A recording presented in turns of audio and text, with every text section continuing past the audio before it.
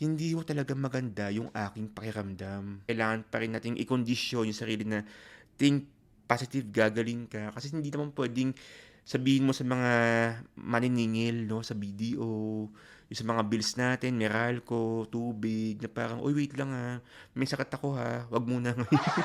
Sa lahat po ng mga kabayan kabayan ka-updates na may mga payment reminders, may mga due date na hindi or may mga monthly na hindi po nabayaran. Kabayan ka-updates, makipag-coordinate po kayo sa SMDC kung may mga hindi po kayo nababayaran. Kasi kumikita po ba talaga ng 90K plus a month sa Airbnb, sir? Yan kasi ang sinasabi nila. Okay, kabayan ka-updates, alam niyo po, ito lang po ang masasabi ko, 'no. Um,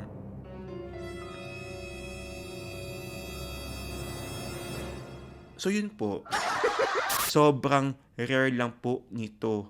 14 na units lang po ang meron sa property na ito. Isa pong magandang umaga, tanghali, gabi sa lahat po ng mga kabayan at ka-updates. Sa Luzon, Visayas, Mindanao, buong Pilipinas, saan mang panig man kayo ng mundo, magandang araw po sa ating lahat. Ako po ang inyong virtual Associate Sales Director, Justin Archeda, at ito ang nag-iisa. At nag-iisa lang na SMDC Podcast. Kamusta at kamusta po sa ating lahat? Today is November 6, 2025, araw po ng Huwebes. Nako mega super duper shoutout po sa lahat po ng mga taga Iloilo, taga Visayas po, ayan, at Mindanao, sa lahat po ng mga naapektuhan ng bagyo. Nakuha sa lahat po ng mga binagyo sa lahat po ng mga binagyo natin ng mga kabayan ka-update sa Iloilo balita ko nung nakaraan ay signal number 4 ang Iloilo, ang City of Love Iloilo, na kung saan sobrang lapit talaga sa puso ko, no, dahil nga po nandyan po ang aking pamilya, no? Ang aking family sa father's side. Dalangin ko na okay lang po sana ang lahat ng mga nasa Iloilo, ayan. Nabalitaan ko po, kabayan ka updates, no? As of yesterday, no, nung kinaumagahan, actually nag-message po ako sa aking ama kung kamusta ba ang lagay doon. Pero ang sabi nga po niya, kabayan ka-updates, wala na nga daw pong kuryente, wala na rin pong internet doon. Oo, hindi ko lang alam papaano po siya nakapag-diskarte ng internet, pero wala na raw pong kuryente at internet po doon sa lugar na yon, no? Dalangin ko, kabayan ka-updates, na ko sa lahat po ng mga nasa Iloilo at sa lahat po ng mga nasalanta ng bagyo. Ayan, dalangin ko na nawa ay safe po ang lahat. Magstay lang muna kayo sa bahay, ha? Magstay lang po kayo sa bahay, okay? And syempre, sa lahat din po ng may mga sakit, no? Katulad ko, kabayan ka-updates, na ko, alam nyo, sa totoo lang po, pinilit ko lang pong mag-podcast kahit hindi po maganda ang ating pakiramdam, dahil hindi ako sanay ng hindi po makapag-update, no, sa ating podcast, no? Parang ayoko kasing, alam niyo yun, once a week na nga lang itong ginagawa natin, ayokong umabsent. Oo, ayokong umabsent because naniniwala ako na may mga nakikinig po sa atin dito. Committed din po makinig sa atin, hindi po napapagod makinig po sa atin, nagsasawang makinig po sa atin, and yun po yung aking dahilan, ang aking motivation para gawin itong podcast na ito, kabayan ka-updates. And kahit yun nga po, kabayan ka-updates, hindi po maganda yung ating pakiramdam, aba'y tuloy po ang ating ligaya, tuloy po ang ating the show must go on, oo. Sa totoo lang po, kabayan ka-updates, etong mga nakaraan, makuwento ko nga lang po, hindi po talaga maganda yung aking pakiramdam.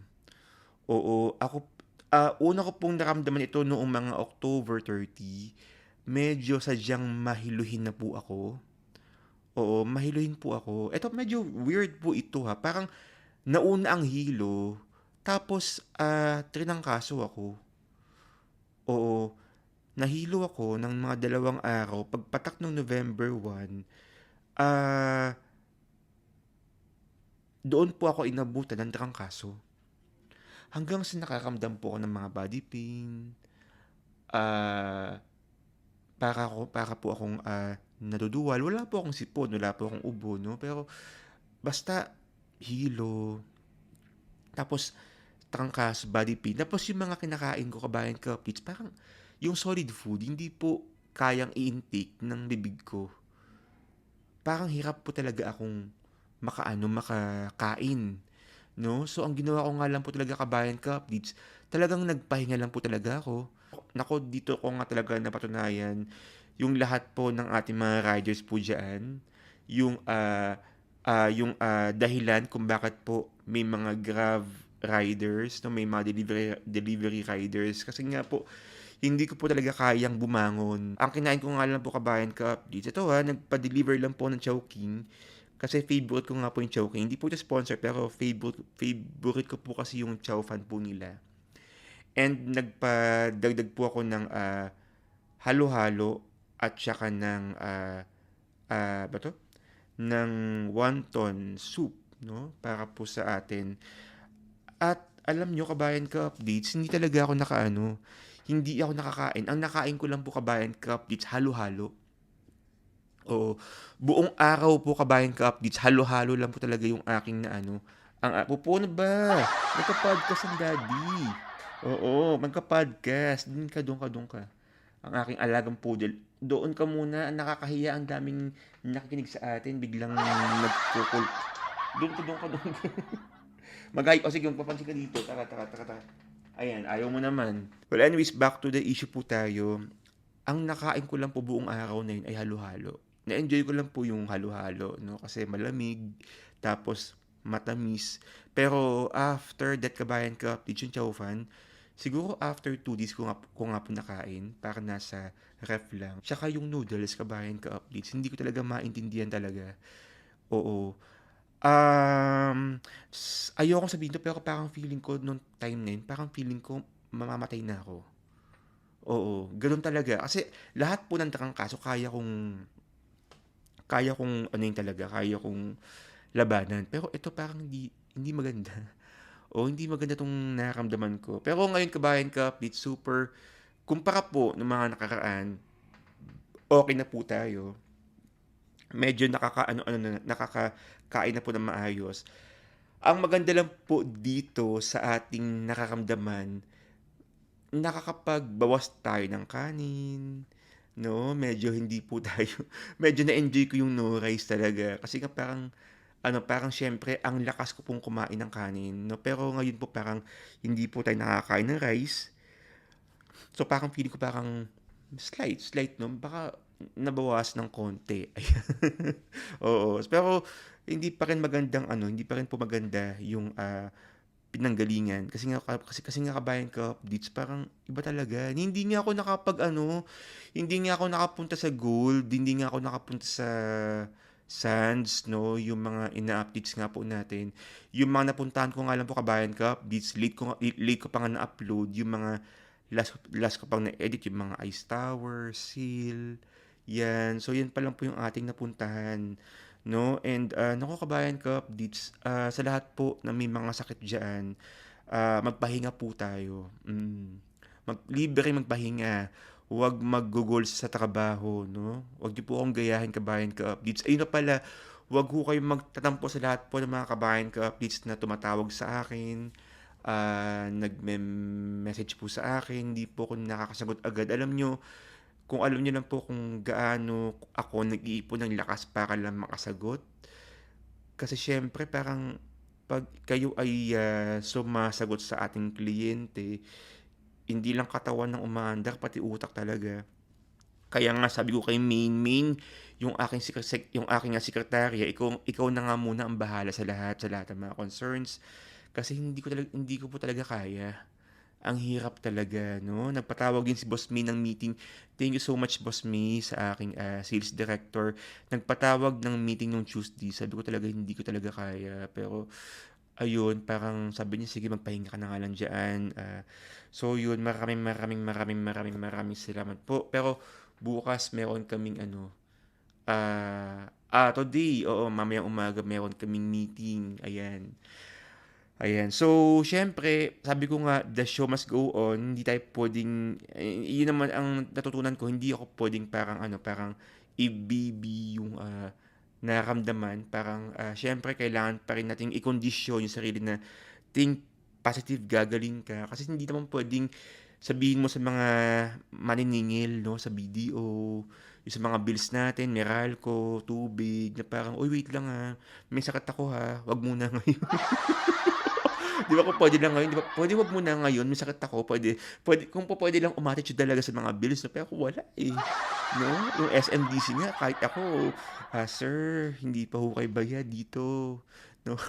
May mga ganun, may mga may mga, kala nyo kayo lang, meron din po ako may mga payment reminder din po ako, oo. Pero tayo po ay sumasagot sa mga ganun, pag mga payment reminders, no? And sa lahat po ng mga kabayan ka-updates na may mga payment reminders, may mga due date na hindi, or may mga monthly na hindi po nabayaran. Kabayan ka-updates, makipag-coordinate po kayo sa SMDC kung may mga hindi po kayo nababayaran. Kasi ang hirap po, kabayan ka-updates, na parang alam niyo yung parang patay mali siya, or parang depende sa kapaan. Oo. Yan ang hirap kapag halimbawa naging kampante po tayo sa ating mga bayarin. Okay lang yan kasi hindi naman nagbabayad naman ako ganyan. Yang okay lang yun na 1 month at umabot ng 2 months at umabot ng 3 months, ay Diyos ko Lord, wala na. Oo. Hanggang sa lumaki na hindi ka na naka-recover, 'di ba? Though may mga program si SMDC na parang ganito, para hindi mawala yung unit mo, gawin natin para magaan-gaan. May mga ganung arrangement, no? And good thing may ganun si SMDC. Pero what if kung wala? Oo, what if kung hindi kayo napagbigyan? May mga ibang developer na parang hindi talaga kapag hindi kayo nakapagbayad 3 to 4 months, ay goodbye na. Ganun. At wala silang pakialam kung nakailang hulog ka. Oo. Kaya kabayan ka-updates sa lahat. Tsaka ito pa pala, kabayan ka-updates, tinitignan din po ng mga bangko yung inyong payment history, yung inyong statement of accounts. Oo. Kung halimbawa po ay ang daming palya, ang daming penalty, ay teka lang. Kung ako yung bangko, ay wait lang, ba't parang, Oo, mahirap po yun, kabayan ka-updates. And kaya sabi ko nga po, sa lahat po ng mga kabayan ka-updates ko dyan, lalong-lalo na nga po sa mga kliyente ko dyan, kapag kayo po ay may mga namimiss na bayad, please talk to me. Oo, kausapin niyo po ako para matulungan ko nga po kayo, ayan. Kasi syempre, kabayan ka-updates, hindi ho tayo pwedeng pumalya, no, sa ating mga bayarin. Kasi kung dito pa nga lang sa monthly DP, parang papali na po tayo, paano pa kayo sa bank financing? Mm. So, yun lang po, kabayan ka-updates, no? Kaya, sana po kung may mga unpaid po tayo, ayan, please, kung wala man tayong pambayad, makipag-coordinate po tayo sa ating developer, ayan, sa SMDC, ayan, makipag-coordinate po tayo. Okay.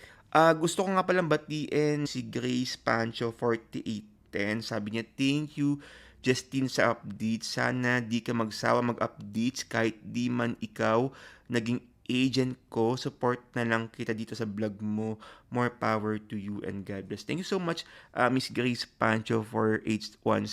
Maraming salamat po. Pero i-share mo rin to, Miss Grace, no? Kung di man ako naging agent nyo, baka puwedeng sa ibang kaibigan niyo po, baka po puwedeng oo, i-share niyo din po itong ating ina-update na, video. Siya po ay nagkomento sa sale, residences na ating updates last October 28, 2025. Ang ganda na ng building, ayan. Siya po ay nagkomento sa Ice Tower October 28, 2025 updates, ayan.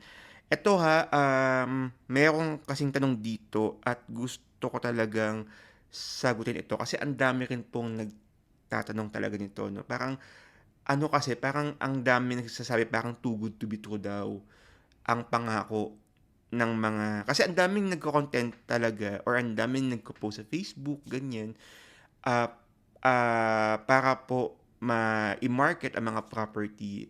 Ito po yung sinasabi. Sabi ni McCoy L, 3224, siya po ay nagkomento sa isa kong podcast before. Kumikita po ba talaga ng 90K plus a month sa Airbnb, sir? Yan kasi ang sinasabi nila. Wait lang, tubig muna ako.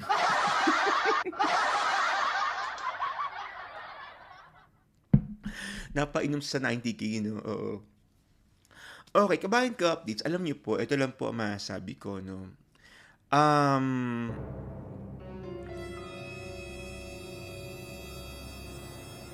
so yun po. Hindi. Alam niyo po, kabayan ka updates. Magiging totoo po ako, ha. Magiging totoo po ako. Ang Airbnb business po talaga. Before, no, before. Sa totoo lang, sobrang lakas talaga sa kitaan. Okay? Kasi yun po ang advantage pag konti lang po kayong magkakalaban. Ang lakas talaga. Etong 90K, achievable talaga. Achievable po ang 90,000 per month. Sa totoo lang po, marami pa rin po akong mga kliyente na sila po mismo nakapagpa-Airbnb na fully book pa din. Though, kung 90K per month, parang dapat ang daily mo is 3K per day. 'Di ba? Kasi 'di ba, i-multiply mo o 3K times 10, 30,000 times 3 dahil 30 days 90,000. No, pero may mga iba kabayan ka updates, nag-a-adjust talaga sa mga presyo, sa mga rates. Oo, nag-a-adjust yung iba sa mga rates, pero nafu-fully book.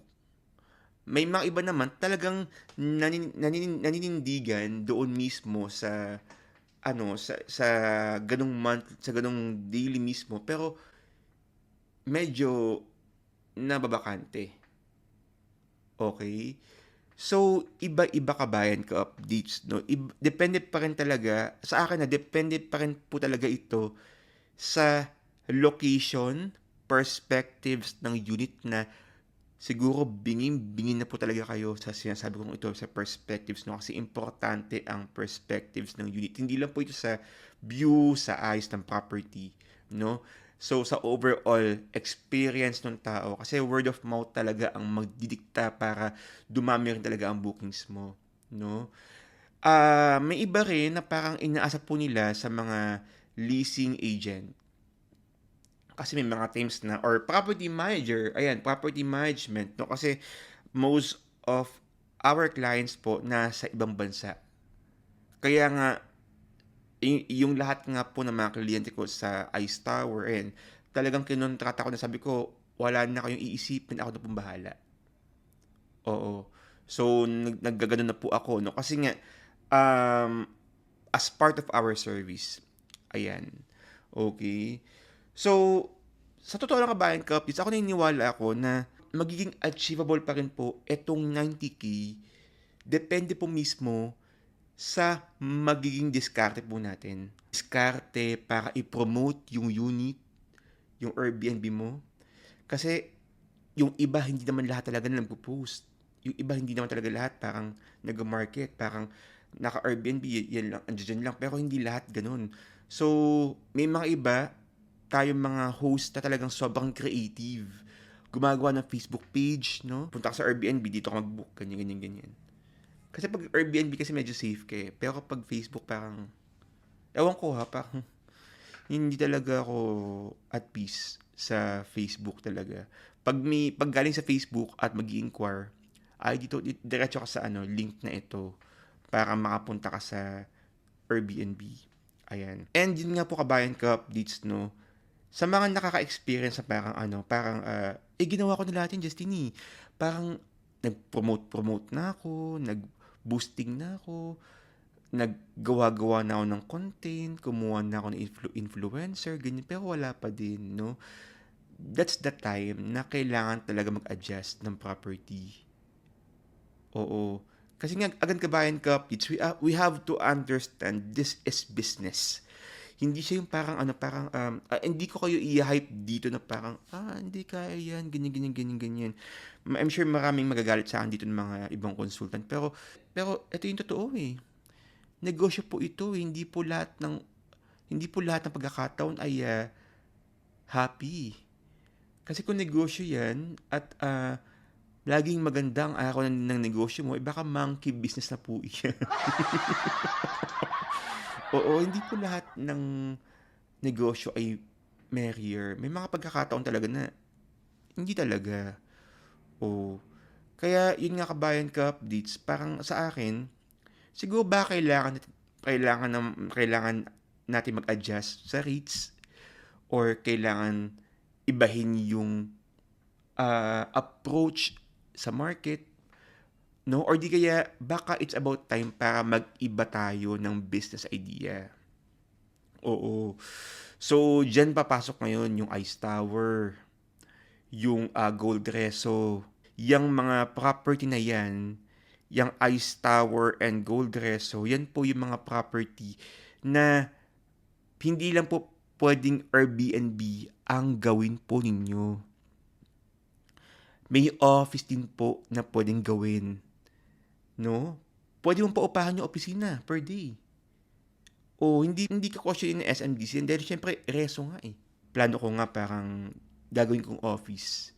Yung mga sa clients ko ha, yung mga naging kliyente ko, ang magiging design ko, gagawa ko ng office, parang may long table, may projector, tapos may coffee bar. Sa coffee bar, may coffee machine, yung may espresso. Tapos meron dun mga cups, kukuha na lang sila doon, dun sila magmi-meeting. O pauupahan ko 8 to 5 p.m. 8 a.m. to 5 p.m. Gawin kong 3,000. O 3,000 coffee all you can na yun. Coffee all you can, no? Kaya yun. O 8 to 5 3,000 din 8 a.m. to 5 a.m. 3,000. Oh. O di may 6,000 ka for 2 shift, 'di ba? So, yun yung plano ko sa aking mga kliyente na kumuha po sa akin. Oo. Gagawin ko nga po kabayan ka updates na office yung unit. O hindi naman lahat po pwedeng gawing opisina ang kanilang property. Pero again, kabayan ka updates, naniniwala ako, itong 90K achievable po ito. Okay? Pwede mong gawin ganito kabayan ka updates. Monday, gawin mong 2,500. 2,000 muna. Kung halimbawa mayroon kang property sa saan ba? Shore Tree. O, gawin mong 2,000. Tapos, Monday and Thursday yung medyo hindi gaanong matao. 2,000. Tapos, pag Saturday, Sunday, gawin mo mga 3,000 to 3,500. Ganyan. So, may mga ganun kasi kaming laro, may mga ganun kasing laro ang ginagawa ng iba. Para lang mahabol yung quota dahil majority po sa mga kumuha ng mga property, yun po yung plano nila para kukunin din po nila doon from that income, from units income, doon nila kukunin yung pambayad po sa developer or sa bangko, no? Pero yun nga kabayan ka-updates, no? Kung halimbawa naman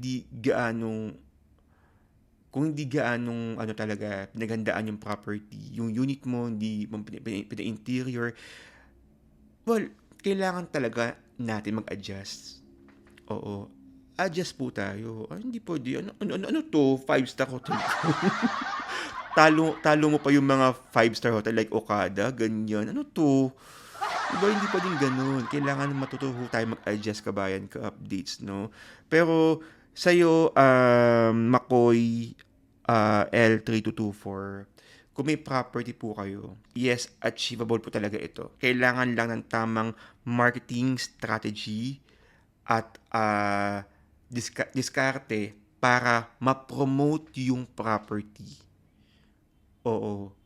No? Pero again, kabayan ka-updates, sa lahat ng mga kabayan ka-updates na parang takot, no, pasukin yung industry kasi, ay naku, baka pangit man sa condo, ganyan. Hindi naman maganda, hindi naman maganda diyan, ganyan. Pangit naman yung yung service, ganyan. Alam nyo kabayan ka-updates, kung hindi tayo ganun kabukas sa lahat ng mga oportunidad na meron ngayon, no, wala talaga. Oo, yung mga kasi, alam nyo may mga kliyente kong ganyan na kapag, eto sa tripping, may client ako, tiniripping ko. Ano na yan, parang, I think this 4 years ago, oo.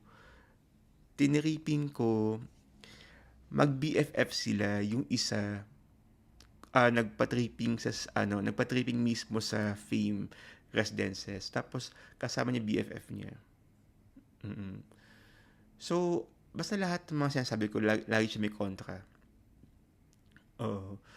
Alam niyo, tinapos ko lang yung presentation. Lahat ng pinashare ko sa site, tinapos ko lang yung presentation. Di ba pag mga parang iaano mo yung computation, ibibigay mo yung computation. Ako ginawa ko na lang, ma'am, ito po yung computation. So, balikan niyo po ako kapag may tanong po kayo. Ganun, parang wala akong sinabi parang, what do you think ma'am? What do you think sir? Walang ganun. Sinabi ko, if ever magustuhan nyo, let me know po. Balikan niyo po ako. Mm-mm. Tumayo agad ako na kasi parang nakakainis yung ganun mga side comment. Alam nyo kabayan, kapis yung mga, yung mga taong negative sa buhay. No? Yung mga taong negative sa takbo ng lahat ng mga opportunity, minsan sila yung mga wala talaga. Sorry pero yan po yung totoo. Sila po yung mga wala. Oo. Sila po yung mga talagang parang hindi sumugal because gusto nila play safe, no? Pero ako kasi ang lagi ko nga pong sinasabi sa sarili ko, just take risk. Oo, ganun ako parang take risk. Di kung pumalpak, di natuto, di ba? Pero ako, okay, go with the flow po ako, no? Kasi nga, yung kabayan kapit, sobrang mataas ang tingin ko sa, hindi lang po sa SMDC, kundi po sa mga business idea na hawak ko. Na hawak po namin mga specialist. Ayan. So, malaki ang tingin ko doon kabayan ka-updates. Kaya nga po, ito kabayan ka-updates, kumuha ako ng theme. Malapit na nga po mag-turnover, nagka-canvas ako ng mga gamit ko para doon po sa unit. And for me, hindi ako natatakot, na-excite ako. Kasi sabi ko nga parang panibagong reason para magbukas ng negosyo, 'di ba? O katulad niya kabayan kapit, ito bumabagyo. Sa lahat man ng mai-stranded sa Sabado. Diyan kung nasa Mandaluyong po kayo at napapakinggan nyo nga po itong podcast ko, ayan. Kasi Sabado raw po tatama ang pinakamalaking bagyo na darating. Ayan. Kung nasa bandang Mandaluyong area po kayo, nasa bandang Boni, ayan, Boni EDSA or Shaw Boulevard lang po kayo, let me know po. Pwede po muna kayong tumuloy sa ating mga pinapa-Airbnb na property. Kahit ako na po ang magbabayad sa mga owners, ayan. Oo. Kung available pa kung available pa. O kung available man yung araw na yun. Bukas po yung unit, no, ng mga pinapa-Airbnb po namin. Ayan. So, kung kayo po ay na-stranded o nasa Boni, nasa ano kayo, nasa Light Mall, or di kaya sa Fame Mall, ayan, mas maganda ko sa Fame Mall kayo. I-PM nyo lang po ako sa aking WhatsApp or Viber number, ayan, para masundo ko nga po kayo at maihatid po kayo sa Airbnb unit na mga hinahandle po namin. Ayan. So, yun lang po kabayan ka-updates, ha? Kasi hindi daw maganda ang panahon sa darating po na Sabado. No? Kung basta available, ayan, basta available, why not, no? Pero kung di available, di gawa ng paraan. Oo, ayan ha, oo. Di parang ano lang, kumbaga parang, ano lang, paano ba, parang, ang tawag doon, parang, spread the love. Oo, ito lang naman yung pwede po natin gawin eh. Kasi baka sabihin ng iba dyan, parang puro pakita na lang, ganyan. Ayan, di tumulong po to. Oo, di tsaka gusto ko to, yung yung i-offer yung, tsaka yung mga yung mga host diyan, kapag may mga bagi-bagi, wala namang guest, please naman, buksan niyo yung pintuan niyo para sa mga tao, para alam mo yun, may balik yan eh, at balang araw hindi po nila kayo makakalimutan na once upon a time may nagpapasok sa kanila kahit hindi naman sila kilala, ganyan.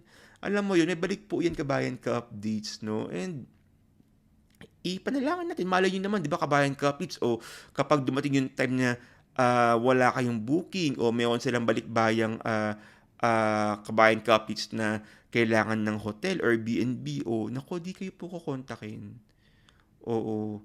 Kaya, yun po kabayan ka-updates, no? And etong unit ko sa Fame, na ipapa-Airbnb, siguro pangalanan ko nga po sa aking mama, yung nagturo po sa akin sa industriyang to. Ayan, Christy. Ayan, Christy. Ayan. And sa totoo lang po, sabi nga po niya, parang bigla ko lang po naalala, always be a channel of blessing. Ayan. So, if ever man nakapag may mas stranded man dyan sa bandang Fame Mall, bukas po ang Christie unit. Ayan. Para po sa lahat ng mga gusto mo nang tumuloy, no? Mga basta hanggang sa tumila po yung ulan. Mag-Netflix kayo doon, may mga tuwalya doon, ayan. So, ang kaya pong i-accommodate po doon is 4. Oo. Ayan. So, yun po kabayan ka-updates, no? Abangan niyo po yung Christie na Airbnb na akin pong Airbnb. Ayan, buko Airbnb talaga. Kapag ganun ka, yung pagpapala talaga, buhos. Pero kung ganun ka, wala, hindi bubuhos talaga sa'yo. Oo. So, yun. Ano ba, like ko na yung lampara namin. Oo, pasensya na po kayo kung medyo natama kayo ng ilaw. Hindi ko po nakakontrol. Maliit po yung camera ng DJI. Ayan. So, yun po kabayan ka-updates. Again, isasakado ko lang po ito. Kay Makoy 13224, kumikita ba talaga ng 90K? Yes. Ako, ang sagot ko dyan, yes. No, hindi man siguro every month, pero posible pong kumita ang property, ang Airbnb worth 90K. Oo. Paninindigan ko talaga yan. Posible po yan basta ma-market lang po ng tama. Okay? Kabayan ka updates nga pala, meron po tayong reopen sa Gold Resort. Diyan po mismo sa 5th floor, facing Runaway, facing SNR, and facing NAIA. Dalawa po ang view nyo, 32 square meters. Ang ganda po ng unit na ito kasi wala pong ka-obstruct corner unit, ha, 32 square meters. Gold Gold Towers, residential and office tower. Diyan po mismo sa NAIA 1 Parañaque. Maganda ang promo. Okay? At malaki po ang discount. I-DM niyo po ako sa aking WhatsApp or Viber number 639-152-814355 for more details. And available pa rin po yung Ice Tower located in 17th floor, 1BR, and unit din po ito facing Manila, no? Again, kabayan ka update sa bakit ko nga binabanggit yung end unit, no? Kasi bibihira lang po. Okay, bihira lang po yung ganitong property. Ayaw nyo na maraming kalaban, mag-end unit po kayo. Ayaw nyo ng maraming kalaban sa Airbnb, mag-Gold Towers and Ice Reso po kayo. Oo. Kasi nga kabayan ka, dito basta, abangan nyo po. Alam nyo, baka mamaya pag nag-turnover yung isa kong kliyente at kapag naayusan na nga yung property at nalaman yung kumikita na yung property niya, nako baka mainggit kayo. Oo, at pag nainggit kayo kung kailan magde-decide, aba, wala ng discount. Kaya po kabayan ka, ito pong 1BR end unit na ito. Again, sobrang rare lang po nito. 14 na units lang po ang meron sa property na ito. Kaya please, mag-DM na po kayo sa ating WhatsApp or Viber number. Kasi again, kabayan ka updates, 14 na klase lang po ang property na ito sa Ice Tower. Itong 1BR and unit, no?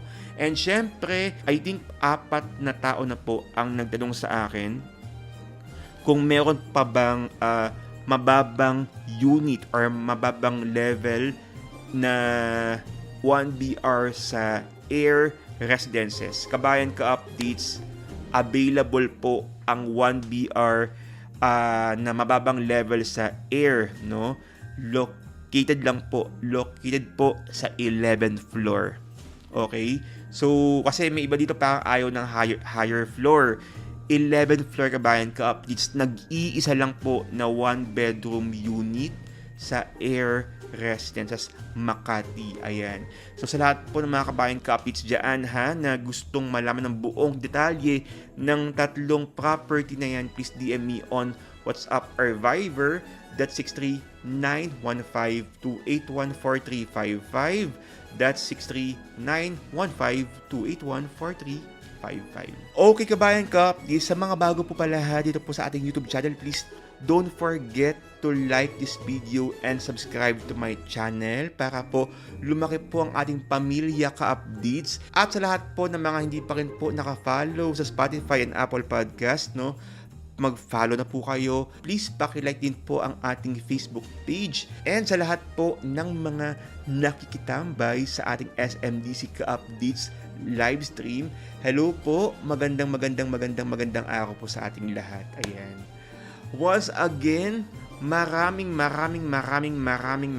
salamat po sa inyong panonood at pakikinig mula simula hanggang dulo. Ako po ang inyong virtual Associate Sales Director, Justin Archeda, na patuloy po na nagpapaalala sa inyo, kabayan ka-update, sabay-sabay po tayong lumipad, umangat, at mangarap. See you po ulit on my next podcast, dito lang po sa Nag-iisa. At nag-iisa lang na SMDC Podcast. Again, maraming salamat po. Stay safe and happy investing everyone. Bye! 48 days to go na lang Pasko na.